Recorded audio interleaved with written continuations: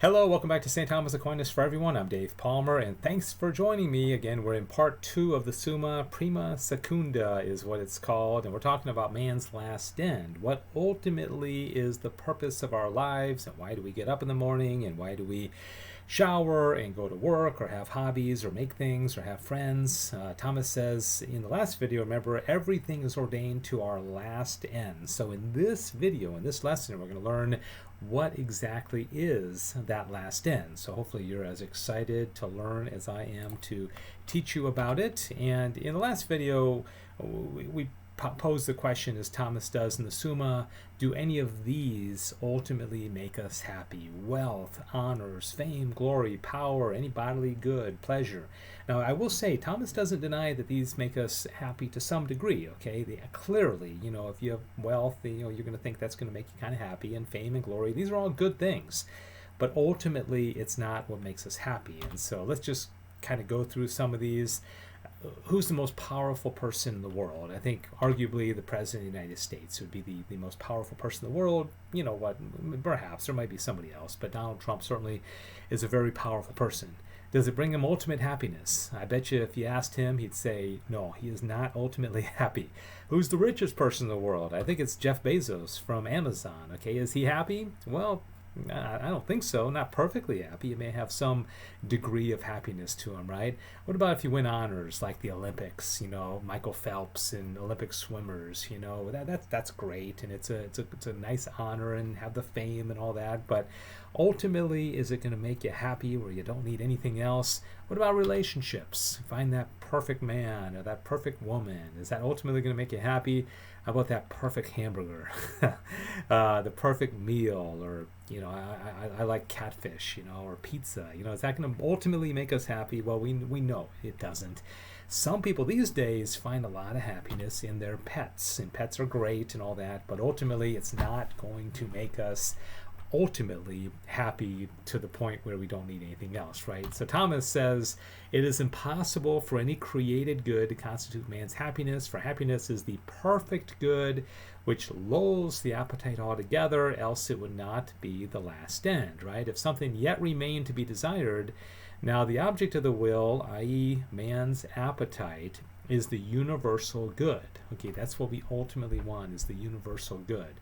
Just as the object of the intellect is the universal true. We learned that back in the lesson about human nature, right?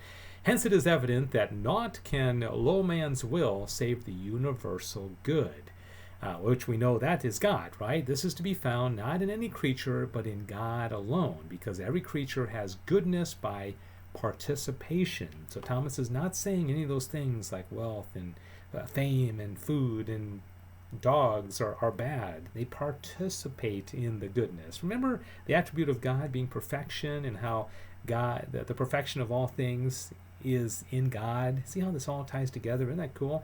Wherefore God alone can satisfy the will of man, according to the words of Psalm 102, who satisfy thy desire with such good things. Therefore, God alone constitutes man's happiness. Now, I'm going to do one more article here, and this is whether man's happiness consists in the vision of the divine essence. Okay, this is knowing God, experiencing God, beatitude, our ultimate happiness, right? And then,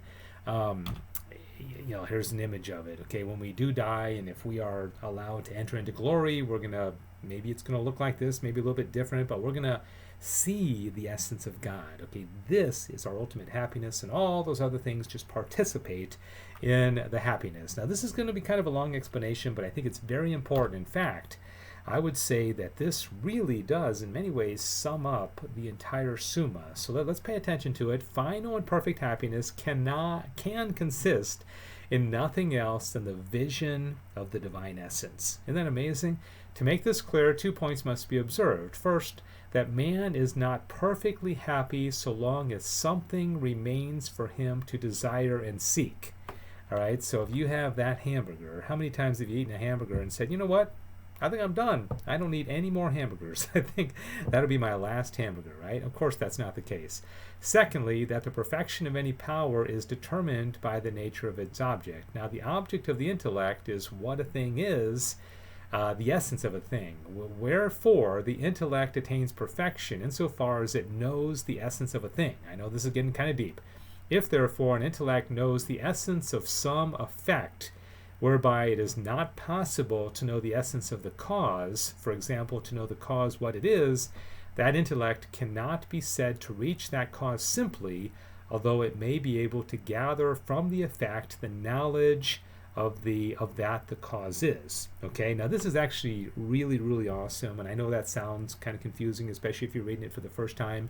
Remember when back in learning about God and the proof of God's existence, we asked if we can demonstrate God's existence, and we said yes, the a posteriori effects, right?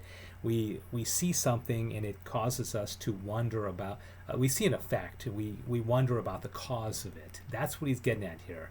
Let me show you real quickly, though, some other examples. We talked about Jeff Bezos. Jeff Bezos has built up a great company in Amazon, but is it ultimately creating happiness? Why does he just keep building and building and building? It's like insatiable, right? And then with honors, like I said, you win one gold medal, and gosh, wouldn't I know about that? You want to win another one. Michael Phelps is the most decorated Olympian of all time, but he wanted to keep winning more and more, right? So let's get back to cause and effect. Consequently, when man knows an effect and knows that it has a cause, there naturally remains in the man the desire to know about the cause, what it is. And this desire in one is called wonder and causes inquiry. For instance, if a man knowing the eclipse of the sun considers that it must be due to some cause and know not what that cause is, he wonders about it, and from wondering proceeds to inquiry. Nor does this inquiry cease until he arrives at a knowledge of the essence of the cause. Now this, as I mentioned before, gives meaning to our everyday activities, right? Because we see on a daily basis, maybe not things this spectacular, spider webs. You ever seen a spider web and just thought, that's amazing that little spider created something like this? If you ponder the universe and the planets circling around the sun, or a beautiful, beautiful sunset in the desert like this with the sky, and this is what I get out of the Summa, is that it changes everything. It changes the way you see the world, and it really can, because Thomas explains why it is. We see effects. The effects lead us to wonder about the cause.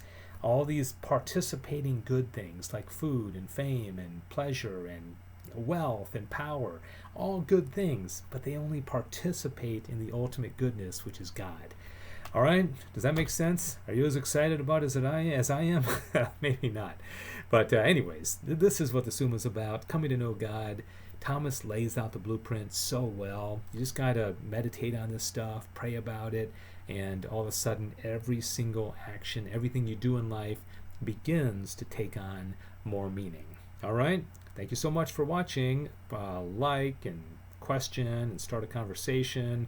And let's keep plowing through the Summa, okay? We'll have our next video soon. Thanks so much for watching. This has been St. Thomas Aquinas for everyone. I'm Dave Palmer. God bless you.